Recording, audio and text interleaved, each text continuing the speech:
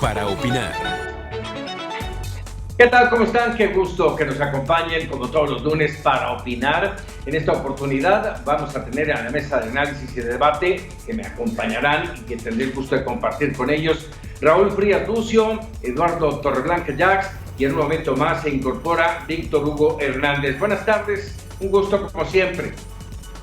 Gracias, Paco. ¿Cómo Buenas estás, Paco? Un gusto saludarte. ¿Cómo estás, Raúl? Lalo. Muchas gracias. Muchos temas. Y bueno, evidentemente calientito como en la panadería, el tema de Ermeréndira Sandoval, que no presenta renuncia, sino simple, sencillamente, déjame decirlo así, Raúl, Eduardo, la destituyen en un frío tuit y luego, bueno, por supuesto, en una conferencia a través de Twitter y de Facebook desde la oficina del presidente, pero situación complicada y difícil. A ver, ¿qué nos dice esto en materia de recomposición del gabinete posterior a la elección que acabamos de pasar? Inicio contigo, Raúl. A ver, gracias, Paco. Lalo, ¿cómo estás? Quiero saludarte a la audiencia que nos ve esta tarde aquí en Para Opinar. A ver, me parece que el relevo de Ermeréndira Sandoval ya estaba muy cantado, Paco. O sea, esto desde luego ya había notas, había columnas, había comentarios desde el mes de abril pasado, ¿sí?, de que este cambio era inminente. ¿Por qué era inminente? Sí, yo creo que era por varias cosas, pero hay una que especialmente creo que fue la que detonó que el presidente López Obrador decidiera que Ermeréndira Sandoval dejara la Secretaría de la Función Pública, y es precisamente la grilla en contra de Félix Salgado Macedonio, el estar apoyando, hacer política desde el gabinete a favor de su hermano para que él fuera el candidato de Morena. Eso me parece que es digamos, la gota que derramó el vaso, de un vaso que estaba ya lleno y que de alguna forma había pues algunas inconformidades, sobre todo por ese comportamiento que tenía Ermeréndira, y aquí tiene que ir ligado también su esposo, ¿sí?, John Ackerman, que de alguna forma formaron ese bloque para apoyar a Pablo Amílcar Sandoval como candidato de Guerrero por parte de Morena. Y me parece que eso el presidente no lo perdonó. Pero vamos a un poquito más atrás, Paco, ¿sí? Recordarás, por ejemplo, el caso de Manuel Bartlett, ¿sí? La forma en cómo la Secretaría de la Función Pública lo exonera, sí, luego de los reportajes durísimos que se dan a conocer sobre esa acumulación de bienes, esa acumulación de negocios de Manuel Bartlett. Y para la Secretaría de la Función Pública no hubo conflicto de interés. Tenemos el caso en Jalisco de Carlos Lomelí, por ejemplo. No iba a ver, Raúl, porque también traía una piedrita en el zapato Ermeréndira Sandoval con aquella situación de la casa regalada, ¿no? Entonces, ¿cómo aplicar, cómo combatir la corrupción así? Sí, pero fíjate que esas cosas, Paco, desde mi punto de vista, sí, no fueron el factor fundamental de removerla. El que ella se haya hecho de viviendas y se haya hecho de una serie de propiedades sin que estén plenamente justificadas, eso para el presidente me parece que no fue lo esencial. El presidente lo que no le gustó fue la grilla política al interior del gabinete. Ese es mi punto de vista. La mano que vencía la cuna en torno a Félix Salgado Macedonio y el tema Guerrero, por el que indudablemente perdió la candidatura. Que no hay gobierno, pero la candidatura al menos. Lalo. Pues mira, a mí me parece, abundando en algunas cuestiones que ya perfila bien Raúl, que lamentablemente, más allá de ese asunto que me parece que fue la clave fundamental de su destitución, está el hecho de que pues el presidente se reunió con un grupo que en lo individual tenían para muchos, en la mayor parte de los casos, credenciales suficientes para ocupar las carteras que el señor presidente les designó. Sin embargo, ya en conjunto no dieron un trabajo de conjunto y no dieron los resultados que de ellos se esperaba. A ver, déjame interrumpirte y preguntarte. ¿Y Ermeréndira fracasó? Fracasó como ha fracasado la mayor parte de los funcionarios. ¿Por qué? Porque no tenían experiencia en la función pública, ¿no? Si tú ves la experiencia que tiene la ahora próximamente ex secretaria, fue profesora del Sciences Pro París y Sciences Pro Poitiers del instituto de un instituto muy renombrado en París, Universidad de Harvard, actora de varios libros en materia de corrupción.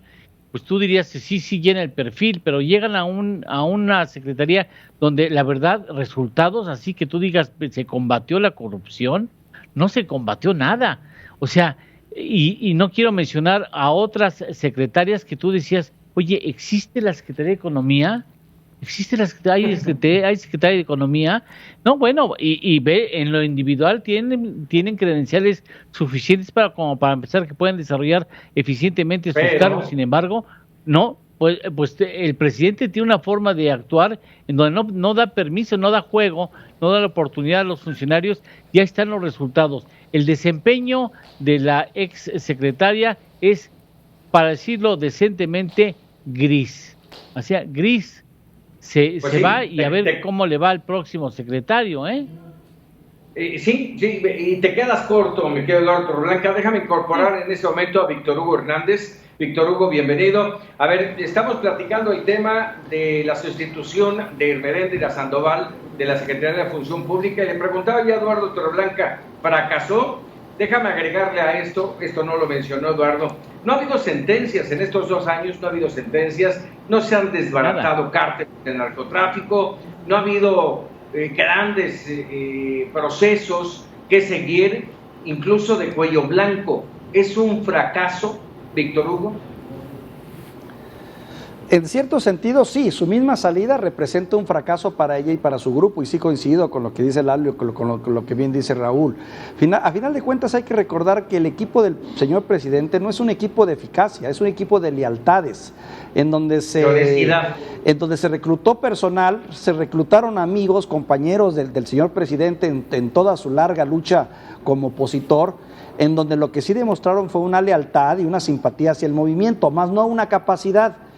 Luego, se enfrentan al reto formidable que es la administración pública, y que sí exige un alto nivel de especialización, sobre todo en estos niveles, donde no solo tienes que ser leal y capaz, sino tienes que ser altamente competitivo en cuanto al conocimiento, las técnicas, las habilidades y cierta dosis de grilla. Ahora, ¿qué va en su contra también, o qué fue en su contra de Irmeréndira?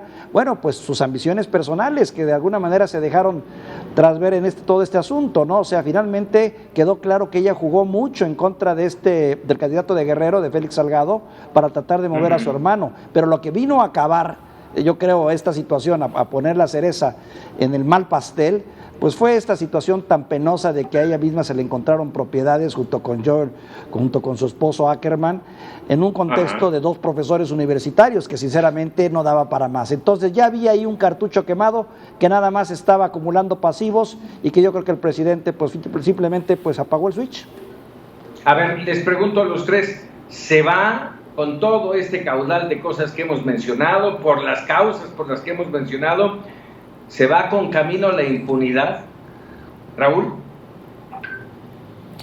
Híjole, a ver, yo creo que tomando un poco de lo que comenta Víctor y lo que comenta también Eduardo, a ver, me parece que, a ver, el nuevo secretario tendría que de alguna forma tiene una agenda padrísima y una agenda amplísima para poder realizar, ¿sí? Yo creo que de Irmeréndira, como ha sucedido con muchos de los exsecretarios, saliendo del gabinete pasan a ser punto cero a la izquierda, y me parece que ya no tendrá ninguna relevancia, ni creo ni siquiera que vaya a haber algún interés en investigar si esas propiedades que hacía referencia a Víctor podrían entrar. Me parece que un exsecretario queda al margen, sobre todo por la forma en cómo se dio. Ahora, a mí me gustaría más bien es hacia adelante.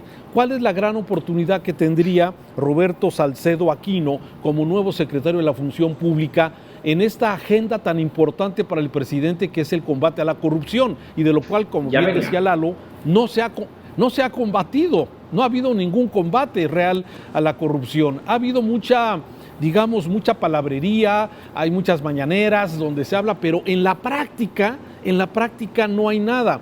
está Bartlett, está Pío, está la prima, está Felipa, están, a ver, nada más de eso, las compras directas que se han hecho en este sexenio del presidente López Obrador, y no porque queramos estar hablando de las cosas que no se están haciendo bien, pero me parece que el tema de las adjudicaciones en las licitaciones pues es un asunto de primer orden, que ahí debería de hacerse campañas de prevención de la corrupción, el poner metodologías para evitar que haya este tipo de adjudicaciones directas, claro, que ahí sabemos es donde está manotas y es donde está la corrupción. Entonces, esos son los temas fundamentales, por eso me parece que el secretario, con los antecedentes que tiene, ¿sí? En lo que se refiere a auditorías, cosas, podríamos de alguna forma pensar que tiene un gran reto, Paco, y quiero ser positivo, que realmente le ayude al presidente a este combate a la corrupción, de lo cual pues fue campaña política, y en estos 2 años, 7 meses que llevamos de esta administración, pues no ha habido ningún combate frontal que se pueda identificar claramente como un combate a la corrupción. Ya veremos más adelante qué es lo que pasa con Roberto Salcedo Aquino, quien es ahora el secretario de la Función Pública. Hay que hacer mención, y por eso me ponía un poco negativo esto que tú mencionabas, Raúl, de la esperanza y toda esta situación, porque este hombre ya era subsecretario, ya viene trabajando, no creo que vaya a haber grandes cambios, es simple y sencillamente un enroque de personajes, y la situación seguirá el camino que ya está marcado desde 2018. Pero hay otros temas, y ahí me gustaría darle un poco más de tiempo a estos temas. Lo ocurrido en Reynosa, Tamaulipas, este fin de semana. 15 muertos, 15 personas que nada tenían que ver con el tema de los cárteles del narcotráfico, ni nada por el estilo, son verdaderamente acribilladas, rafagueadas, masacradas por un comando, ¿sí? Y la autoridad, como diríamos siempre, sin nada que hacer, ¿sí? Entró la policía, trató de repeler, murieron 4, hasta donde tengo entendido, 4 de los del comando. Pero, ¿qué está pasando en México? Eso es Reynosa, pero en todo el país la situación está muy crítica. Víctor Hugo. Una masacre más, y un hecho que la verdad, a mi gusto, ejemplifica y representa la problemática de este país, en donde se combinan todos los elementos que nos permiten tener una idea, un atisbo de cómo se mueve la criminalidad, cómo son los resortes, cómo actúa la autoridad y cómo queda la impunidad. Mira, lo que ocurrió en Reynosa es, yo tengo el dato de 19 muertos, y hay quien dice que pudieran haber sido hasta 23, sí, pero sí, bueno, sí, son los datos que ya ves que siempre pues, bailan un poco en esto. Tengo 19, yo tengo 19, dices tú 15, pero bueno, en fin, el punto es de que hubo una barbaridad de muertos, y la verdad es que aquí se vio todo. ¿Cómo es posible que una célula o un grupo de gente delictiva en camionetas prácticamente se paseen con toda la impunidad a unos cuantos metros de lo que son los centros de operación de la Guardia Nacional, de la Policía Federal, etcétera, etcétera? Eso solo se explica en el ámbito de una gran corrupción y de una gran complicidad. Estos señores sabían que se podían mover con total impunidad y que no iba a haber alguien que les hiciera frente. Primer dato. Segundo dato, no sé si pensar que la señora alcaldesa, señora por cierto muy amable, la he visto en algunas entrevistas, Maki Ortiz, que es la presidenta municipal de Reynosa, pues no sé si peca de ingenua o realmente está amarrada de manos o refleja la realidad que viven muchos alcaldes en el país. No pueden hacer gran cosa y no les queda más que demandar auxilio y pedir ayuda. Una ayuda que termina también haciéndole el propio gobernador, un gobernador que por cierto atraviesa por uno de sus peores momentos y que no es precisamente el ejemplo de, digamos, de capacidad, no solo física, sino también hasta anímica y moral, como para pedir ayuda, ¿no? Ya sabemos en qué situación está Francisco García Cabeza de Vaca. Entonces todo se combina: corrupción, impunidad, obviamente abuso total de estos cárteles que hacen y deshacen a su conveniencia, pueblo marginado, golpeado, muerto, policías ineptas, incapaces. Ese es el reflejo del país. Así es, a grandes rasgos, así podría definir este terrible hecho de Reynosa y ese carrusel de impunidad. Sí, tienes razón, son 16 civiles los muertos, 4 civiles armados, que son parte de este comando armado que rafaleó y masacró a esta gente, Raúl. Fíjate, a ver, me parece que hay varias lecturas a este tema, Paco, Eduardo, Víctor, ¿sí? El primer caso es, llama la atención sobre todo porque ahora estos grupos criminales salieron materialmente a cazar a ciudadanos que estaban en la calle simplemente. No fue un enfrentamiento entre civiles armados de grupos diferentes, sino fue una cacería brutal en Reynosa. Sí, y a pesar de que estuvo muy cerca de la zona militar, a pesar de que estaba muy cerca estas colonias donde estos señores se dieron el tiempo de ir a una colonia, matar a algunos, irse a la siguiente colonia, matar a otros, irse a una tercera colonia, matar a otras personas, sin una razón aparentemente, no se conoce ahorita qué es lo que pudiera haber provocado esta masacre. Me parece que este es un ejemplo más de lo que ha venido pasando con el crimen, con estos personajes civiles armados hasta los dientes, con armas de alto poder, que están y que hacen y deshacen a cualquier hora del día y en cualquier ciudad de la República. Hoy tocó en Reynosa, pero ayer fue Guanajuato, y antier fue Jalisco, y antier fue Veracruz, y así podemos hacer un recorrido por el país de esta situación que lamentablemente no ha podido este gobierno meter en orden. Su política, Raúl, de abrazos, no balazos, sí es un fracaso, Paco. Bueno, después de esto que acabas de decir, Raúl, aquellos a los que felicitó el presidente hace apenas unos días, ¿sí?, por haberse portado bien en el proceso electoral. Aquellos que hace unas semanas, en torno a este tema de las masacres, decía el presidente, ahí están sus masacres, diciendo que yo no había. Y esta es una prueba, de las muchas que acabas de mencionar y de las muchas más que hay. Eduardo Torreblanca. Mira, lamentablemente, ya lo habíamos comentado y de manera, pues se escuchó muy alarmista, muy amarillista, pero lo hemos dicho desde hace ya muchos meses, el hecho de que lamentablemente en varios estados del país, en varias regiones del país, quien gobierna es el narco, lo sabemos. Y donde no hay esa demostración de barbarie, es porque ya hay un grupo que está consolidado que tiene la plaza, o sea, no hay un debate de la plaza. Y bien decía Raúl, ni siquiera existe la intención de combatirlos, Raúl, se les consiente. Y el presidente los felicite por haberse portado bien, y en el Estado de México secuestraron a casillas completas de ciudadanos, se los privaron de libertad, se los llevaron a un garage, ahí los alimentaron, mientras quienes los sustituyeron en esas casillas estaban haciendo la alimentación de las urnas en función del candidato que les convenía.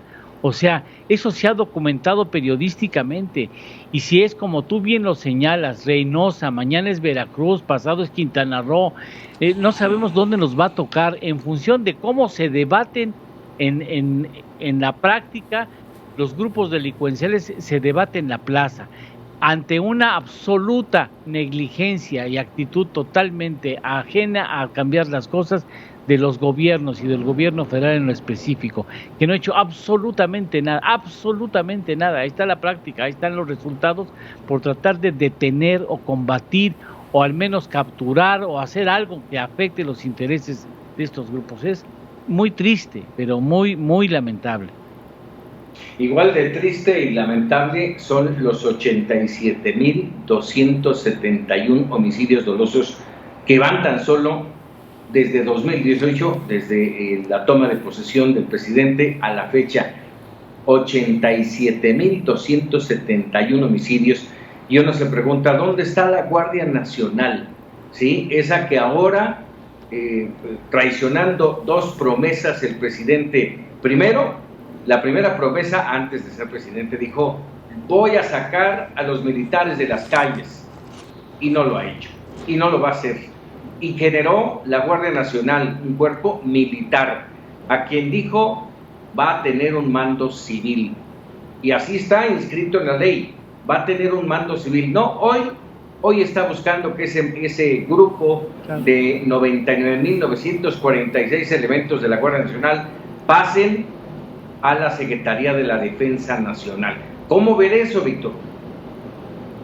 Por decreto y por constitución es lo que va a buscar, de alguna manera quiere blindar ese proyecto que para él sigue creyendo en ese proyecto, él sigue pensando que esta estructura es la que realmente debe operar en el país con sus 100,000 elementos que quiere alcanzar y no lo quitas de esa línea, entonces lo que quiere es blindar ese proyecto y que no venga otro gobierno y que lo vaya a quitar y a desarmar. Ahora, la verdad es que este proyecto ha recibido todas las críticas del mundo y lo hemos visto y lo platicaba hoy en la mañana con Raúl, o sea, cómo colocar personal que está formado con una disciplina, con una mística, con una estructura mental que dista mucho de ser la que se necesita en los municipios y abandonar a las policías municipales como actualmente lo están, que realmente están indefensas y no pueden hacer prácticamente nada y que sin embargo son las más cercanas, como en el caso de Reynosa, por ejemplo. Donde hay un mando único, no hay policía. Ah, bueno, ese es un agravante más. Ese es un agravante más que habla de esta situación, pues de un virtual fracaso de lo que pudiera ser el funcionamiento de la policía. Pero mira, abonando a lo que decía hace un momento Lalo, prácticamente no hay estado que no tenga un cártel. Ahora sí todos los estados tienen sus propios cárteles. El cártel de Nueva Generación está en 27 estados, el de Sinaloa en 21 estados, el cártel del Golfo en 14 estados, los Zetas en 3 estados, el Guerreros Unidos en 4 estados, la familia michoacana en 3 estados. Carajo, ya hasta los municipios tienen ya sus propios cárteles, con la Ciudad de México, el cártel de Tepito y otros más. O sea, hombre, caray, de veras que esta situación sí es de preocupar. ¿A dónde nos llevaría esta militarización, Raúl? Porque no nada más estamos hablando de la militarización misma, sino de las posibles consecuencias hacia adelante. Mira, Paco, dado el escenario que observamos, ¿sí?, de lo que ya es esa repartición de los cárteles del crimen organizado del país, lo dicho por el embajador Landau de que muchas de las ciudades estaban controladas, que el gobierno estaba dejando hacer. O sea, a ver, todo mundo lo sabemos que ha venido sucediendo esto. Y lo más delicado es que estos grupos, estas pandillas, estos criminales, ¿sí?, vemos cómo trabajan, cómo funcionan como verdaderas guerrillas, y el único poder que podría meter orden es el Estado. Es el único que podría meter orden por su capacidad. Pero aquí me parece que hoy que se presumía que la Guardia Nacional iba a tener ya 100,000 elementos, ¿sí?, me parece que la instrucción ha sido, como hemos visto, en no confrontar, en no detener, en no enfrentar, para no repetir la guerra de Calderón, que fue sumamente sangrienta en su momento. Pero lo peor es que no se está haciendo nada.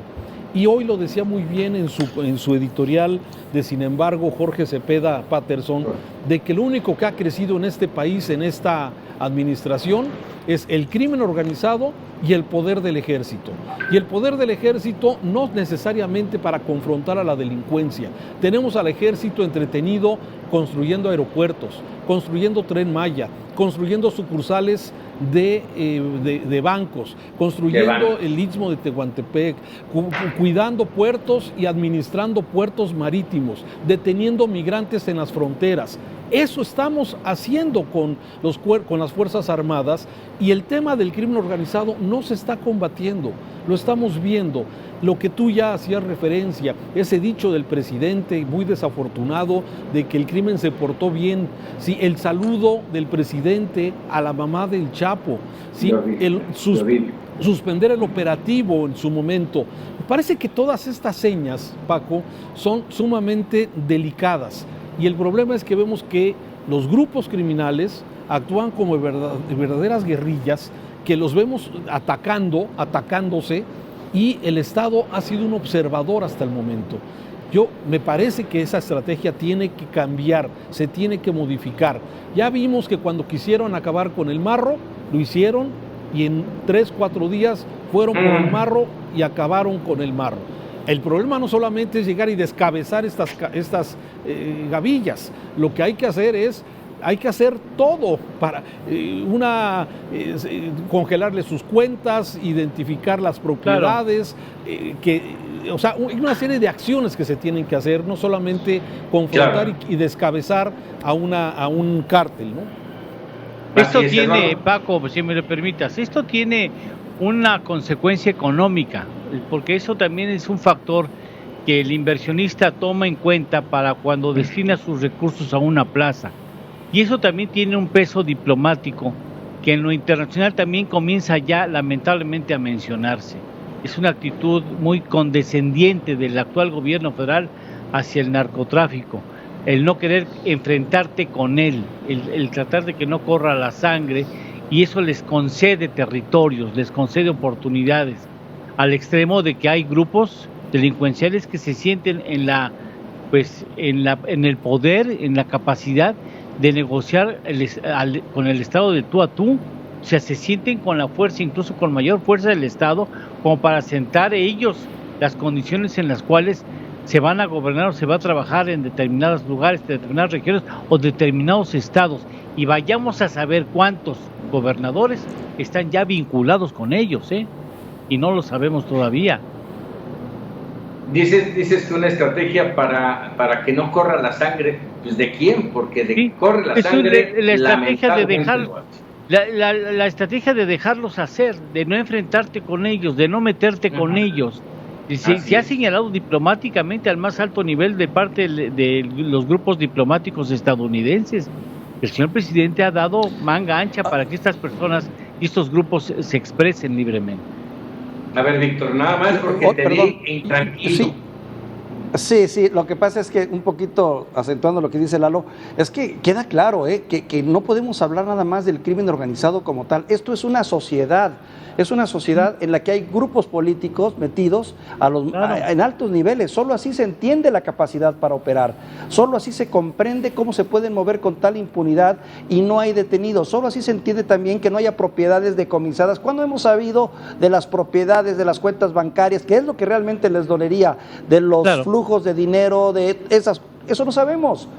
Sabemos que va a agarrar una cabeza y desaparece y al rato todo vuelve a la normalidad, pero vas y preguntas por sus propiedades, sus gasolineras, sus tiendas, sus cientos de negocios que tienen y siguen operando con la mayor tranquilidad del mundo. Entonces, definitivamente que hay una componenda terrible, qué triste es decirlo, entre gobierno y crimen organizado.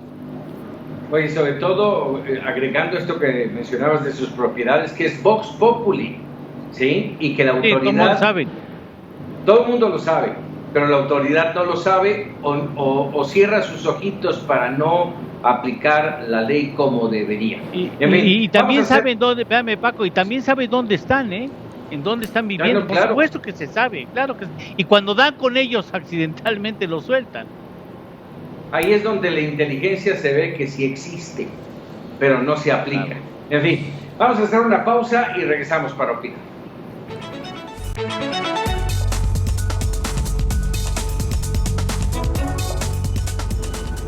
Ya estamos de regreso aquí en Para Opinar.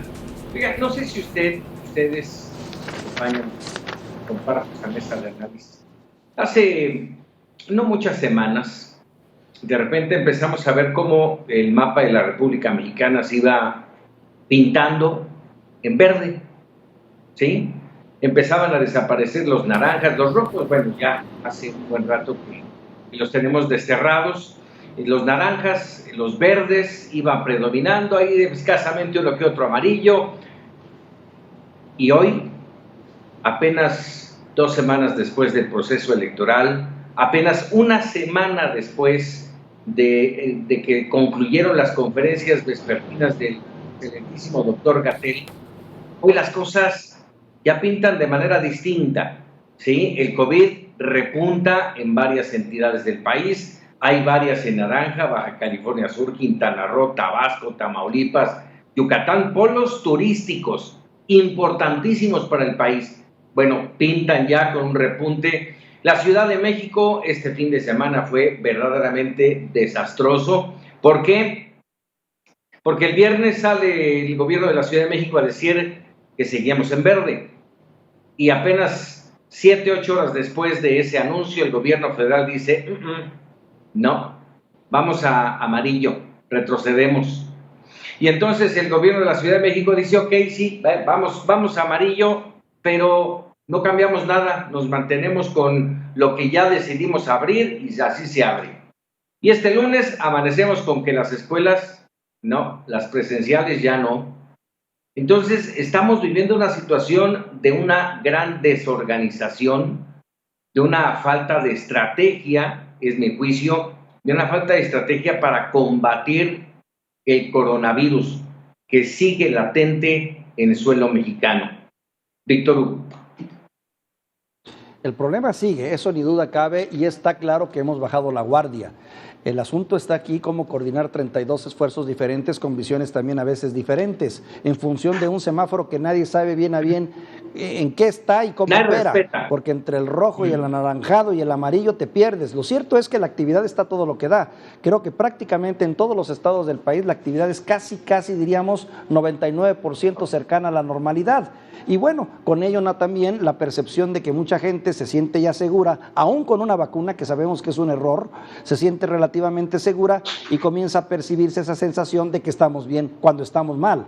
Mira, tan solo este fin de semana aquí en la región donde yo vivo se multiplicaron las fiestas y los convivios de gente que lo primero que te decía es, ¿estás vacunado? Sí, estoy vacunado, llevo la primera. Ah, qué bien, todos felices y a celebrar, cuando es precisamente el momento más delicado y peligroso. Tan es así que yo, si me permites presupuestar, te diría que estamos en la antesala de una nueva ola particularmente virulenta. Así es, Raúl. Fíjate que ahorita que mencionabas esto, me parece que eres bastante conservador, por llamarte de alguna forma, Paco, sobre el tema del manejo de la pandemia. Sí, la verdad es que el desastre de la manejo de la pandemia del doctor Gatell fue desde el principio muy mal. O sea, basta hacer un recorrido por los últimos años, el último año y medio, de todo lo que fue sucediendo a lo largo de la pandemia. Sí, me parece que eso no ha cambiado. No ha cambiado, los personajes son los mismos que desestimaron la pandemia, que era una gripita, que invitaban a salir la gente, que no usaran cubrebocas y que se estaba domando la curva. La realidad es que son los mismos personajes. Y esto que se vio con la Ciudad de México, que es donde están más coordinados el gobierno federal con el gobierno de la Ciudad de México, es un ejemplo de este desorden que hay y que bien Víctor lo señala. A ciencia cierta, los estados, por ejemplo, el caso de Jalisco, de Sonora y de otras entidades, sí, ellos traían los estados traían su propio ritmo de contención, de pruebas o no pruebas, de medidas de protocolos, al margen del gobierno federal. Y el gobierno federal pues traía también su propia tocada con los semáforos amarillos, verdes, rojos y de acuerdo a esto. Pero bien lo has señalado. Hoy todo está abierto menos las escuelas. Hoy se mantienen protocolos, según esto, en muchos negocios. Y hay un concepto que bien lo señala Víctor, de que muchos que ya estamos vacunados hemos bajado la guardia y no hemos entrado en razón de que la vacuna nos ayuda a tratar de que el virus nos ataque fatalmente. Exacto, pero no a enfermarnos y no las consecuencias del COVID y todo lo que ha tenido. Entonces, sí, me parece que hay un desorden, sigue habiendo un desorden en el tema del manejo de la pandemia y ya tenemos los casos, como ya bien lo decías, solamente es las últimas 24 horas. Datos, la Ciudad de México aumentó 403 casos de COVID, Estado de México 74, Jalisco 101, Guanajuato 9, Nuevo León 50. Y bien podemos estarnos enfocando a un regreso, a un rebrote que puede meternos en un grave problema. Esto, amén de lo que seguramente nos vas a preguntar en unos minutos más, el tema de las vacunas, que viene junto con pegado. Pero hasta aquí me quedo con este primer comentario, Paco. Sí, a ver, y me gustaría conocer tu comentario. Desde el punto de vista financiero, seguramente también hay algo que tocar en este tema. Pues es que tiene mira, lo que quiere evitar el gobierno es retrasar más el desempeño económico, porque sabe que esto tiene un costo económico. Pero esto comenzó mal desde el principio, amigos, colegas.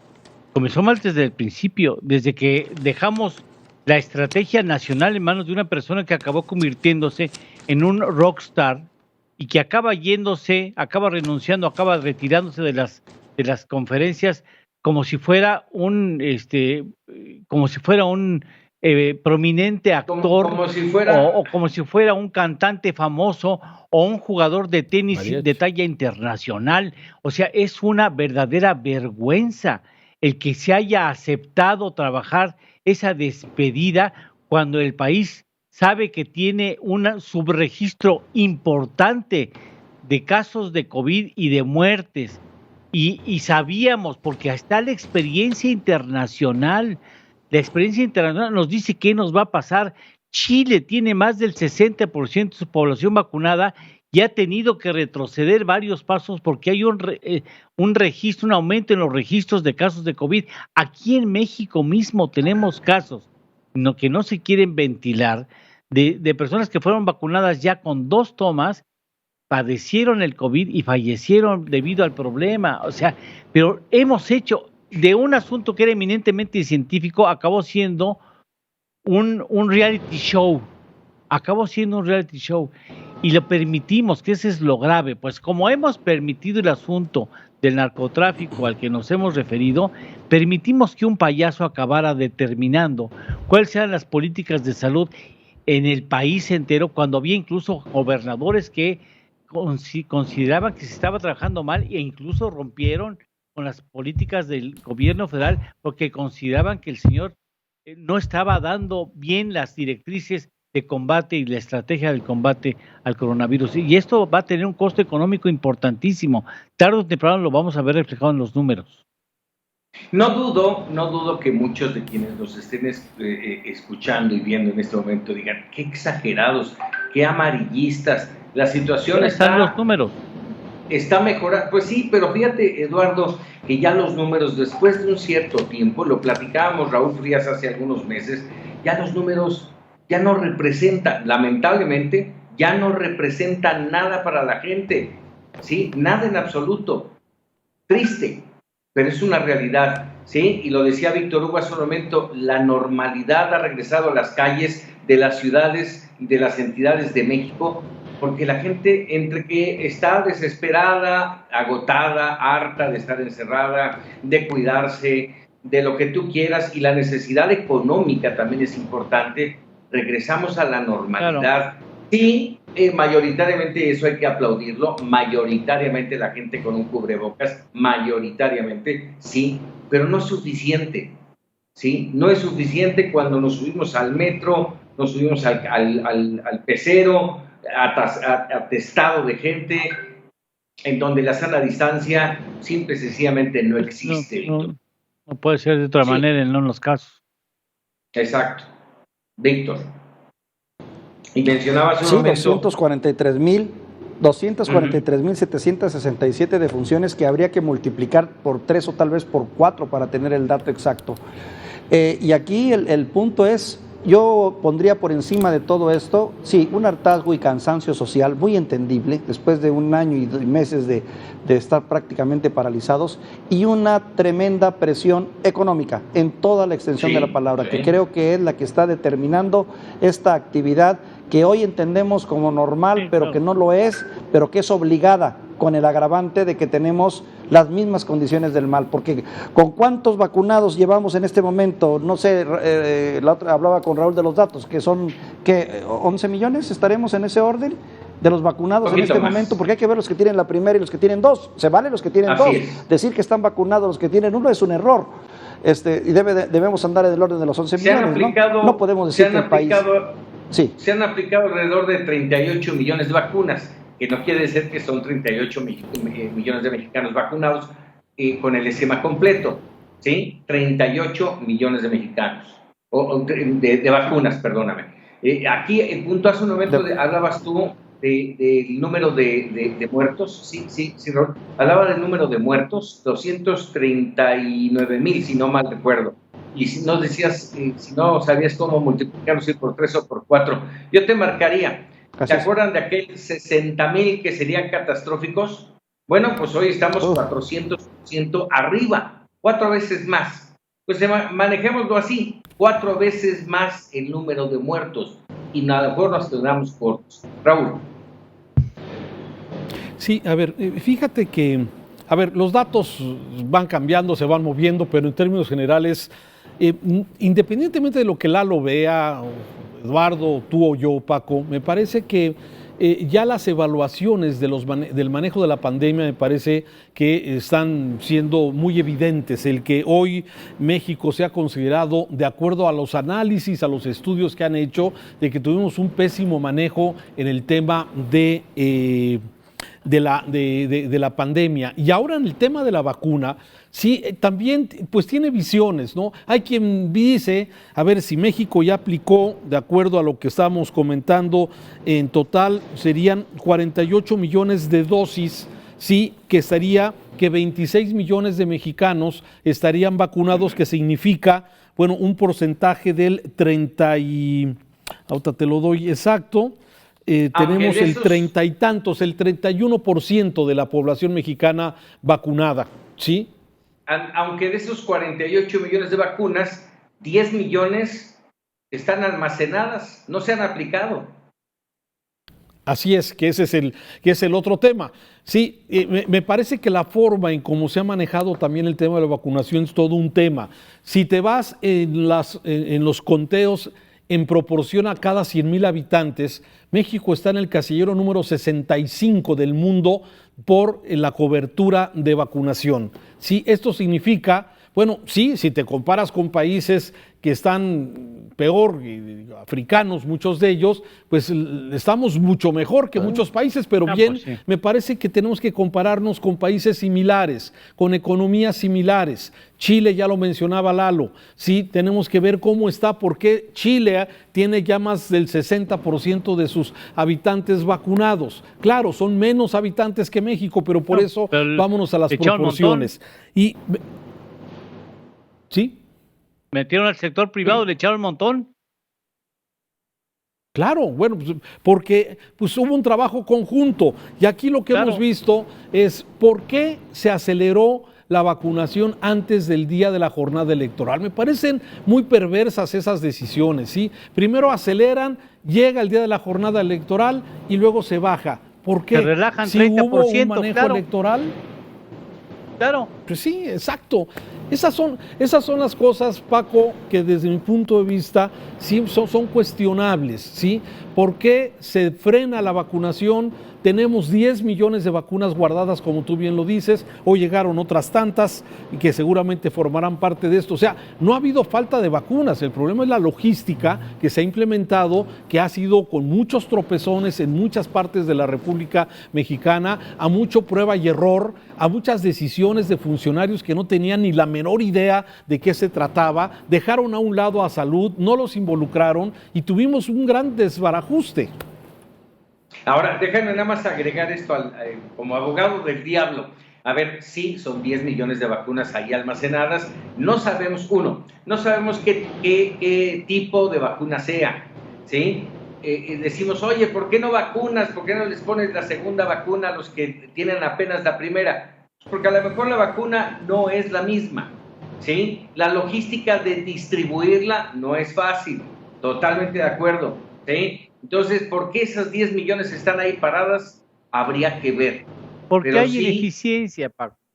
A ver. Porque hay ineficiencia. O sea, no podemos aceptar como mexicanos que un país que ha destacado por tener un sistema de vacunación ejemplar a nivel mundial no haya podido con un reto así. O sea, somos la economía número 15 en el mundo. Es inconcebible que la única entidad...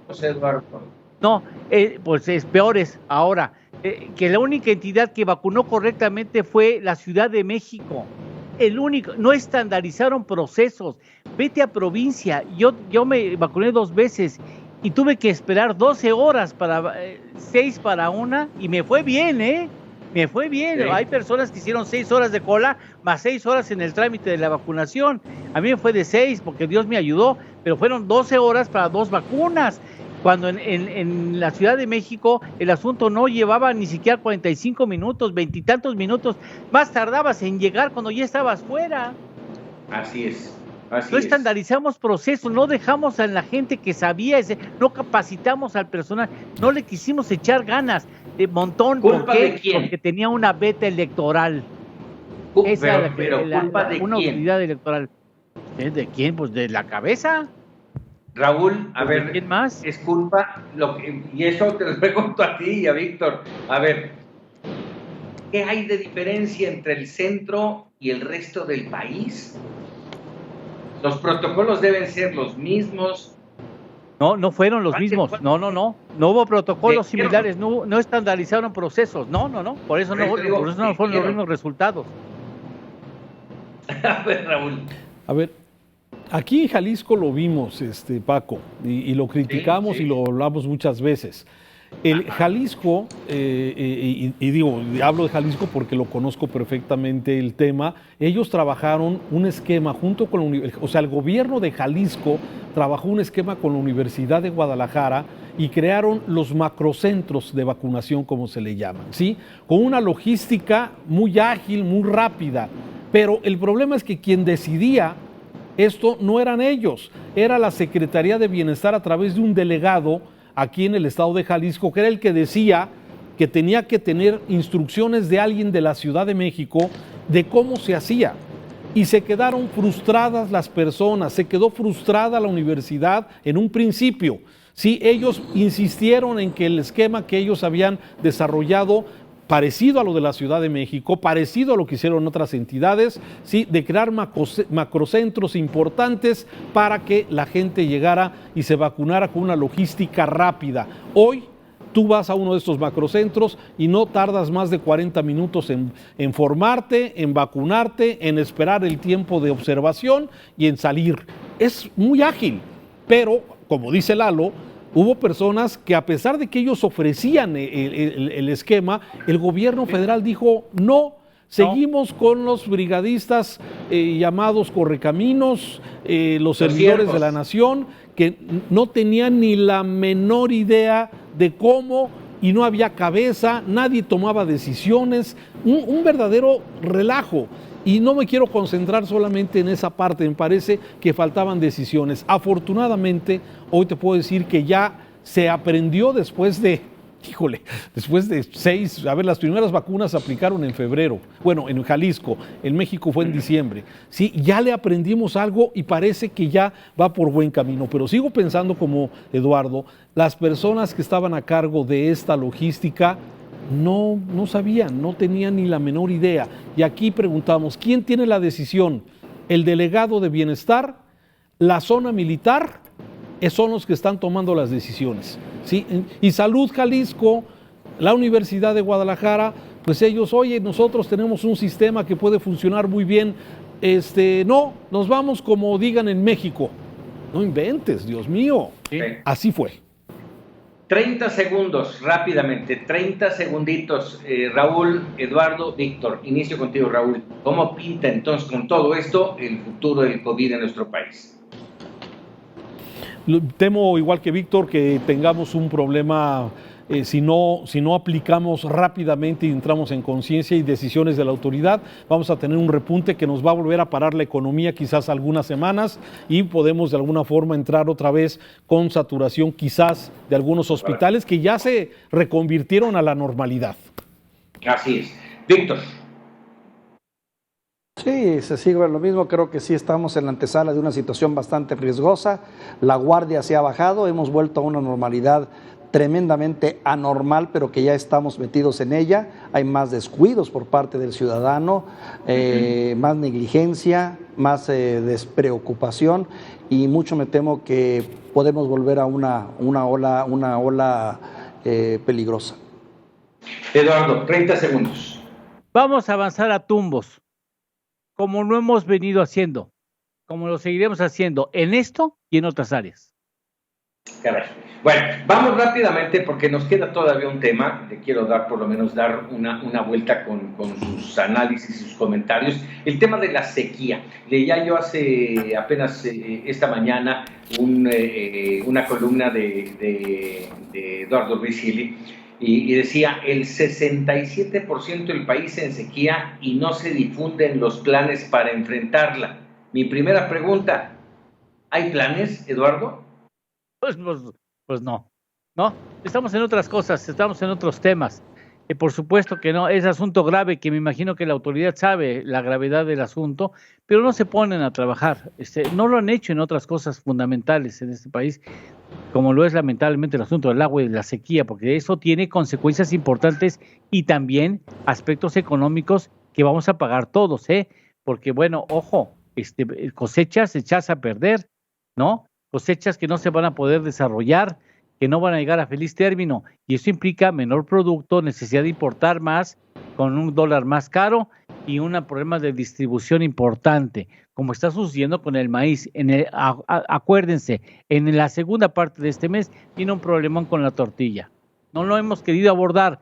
Es una constante en todos los temas, Paco, Raúl, Víctor. Sí. O sea, tenemos los problemas ahí, sí, bueno. pues no le damos la seriedad y no nos abocamos a solucionarlos con seriedad y responsabilidad ciudadana y pública, y los resultados están a la vista.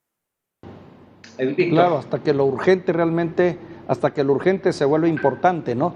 Y sí creo que vale la pena un llamado de atención serio a tratar de ver esta situación que para mí es el futuro. El futuro ya nos alcanzó y ya comenzaremos a vivir periodos de sequía cada vez más terribles y drásticos.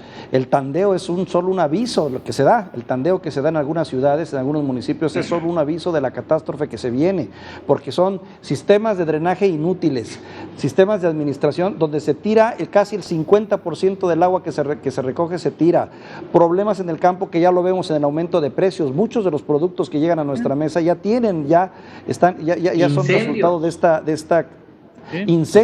los incendios forestales que también están presentes. En fin, sí me preocupa que las autoridades no se haya dado tiempo para ver este tema como un tema fundamental, porque dentro de poco, mira, no vamos a estar hablando de política, no vamos a estar hablando de salud, no vamos a estar hablando de economía, vamos a estar hablando de cómo sobrevivimos en muchas partes del país. Claro, existen dos vertientes, el norte y el sur. En el sur, el exceso de agua, por fortuna, pero que no se puede administrar, no se sabe administrar. Y en el norte, la sequía terrible, que no tenemos la manera también de poder superar este problema. Así es. Raúl. Sí, fíjate que yo no veo planes y lamentablemente, bueno, afortunadamente viene ya el temporal de lluvias. Y en gran parte del país ojalá llueva suficiente que las presas se puedan recuperar, pero yo no veo ningún plan integral que pueda de alguna forma garantizar de dónde vamos a sacar las fuentes de agua suficientes o el reciclado de agua o los sembradíos a nivel de goteo. O sea, tenemos mucho que hacer con el tema del agua y no se ve una política integral en este tema. Lamentablemente sí, viene el temporal de agua y esto va a hacer que se relaje mucho la necesidad que hay, por ejemplo, con el tema de la Ciudad de México, el tema de Colima, el tema de Chihuahua, el tema de Jalisco, Michoacán, que también tiene problemas de sequía de acuerdo a la misma Comisión Nacional del Agua en sus niveles de sequía. Hay que recordar que ellos están marcando sequías moderadas hasta sequías de excepción, donde tenemos algunos lugares como Chihuahua, donde la sequía es de excepción, es decir, el nivel más alto que la Conagua está manejando como crisis económica, y Sonora y Chihuahua son las dos entidades que de alguna forma son donde está la crisis más marcada. Pero el problema, como ya bien se ha dicho, está en la mayoría del país y especialmente de la zona centro hacia el norte. Es un grave problema que no hay una solución, no se ve un plan del gobierno para poder resolver este grave problema que ya lo tenemos encima. No hay planes, o bueno, no se ven los planes ni los programas. Bueno, si es que los hay, que los difundan. Es importante, sin duda. Vamos a hacer una pausa y... Sí, adelante, Eduardo. No los tienen, me parece que no los tienen, perdón. Perfecto. Hacemos una pausa y regresamos para opinar.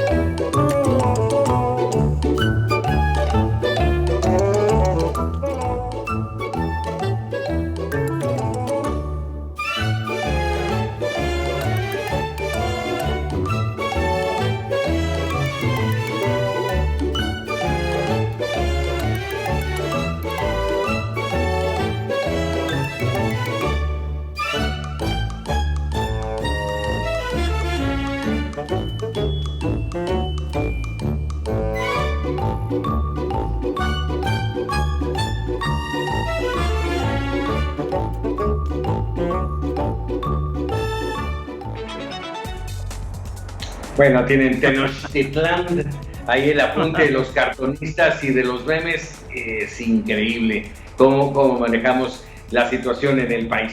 De antemano, como siempre, agradecido Raúl, Eduardo, Víctor Hugo, muchísimas gracias. Gracias. A ti, Paco. Gracias a ti, Paco. Gracias y gracias justamente a la audiencia que nos regaló unos minutos para estar con nuestro análisis, nuestro debate en su momento y que se queden con la mejor información y tomen la mejor decisión.